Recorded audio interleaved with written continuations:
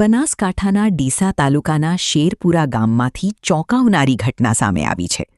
ગામમાં બે જૂથ વચ્ચે અચાનક ઉગ્ર બખેડો સર્જાયો, જે બાદ લાકડીઓ અને ધોકા વડે સામસામે હુમલાની ઘટના બની. સમગ્ર ઘટનાનો વિડિયો સોશિયલ મીડિયા પર વાયરલ થયો છે.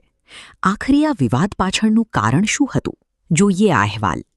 ડીસા તાલુકાના શેરપુરા ગામમાં બે જૂથ વચ્ચે થયેલી મારામારીનો વિડિયો સોશિયલ મીડિયામાં ઝડપથી વાયરલ થઈ રહ્યો છે.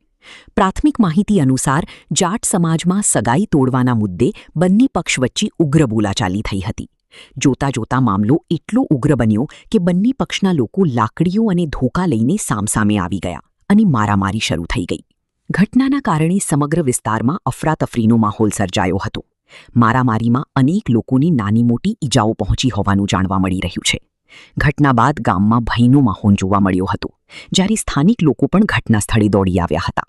આ સમગ્ર મામલે ડીસા તાલુકા પોલીસ મથકે ફરિયાદ નોંધાઈ છે. પોલીસે ફરિયાદના આધારે ગુનો નોંધી સમગ્ર ઘટનાની તપાસ શરૂ કરી છે. વાયરલ વિડીયોના આધારે પણ પોલીસ વધુ તપાસ કરી રહી છે. શેરપુરા ગામમાં થયેલી આ ઘટનાએ સમગ્ર વિસ્તારમાં ચર્ચા જગાવી છે. હાલમાં પોલીસે ગુનો નોંધી વધુ તપાસ હાથ ધરી છે અને સમગ્ર મામલાની હકીકત બહાર લાવવાના પ્રયાસો શરૂ કર્યા છે.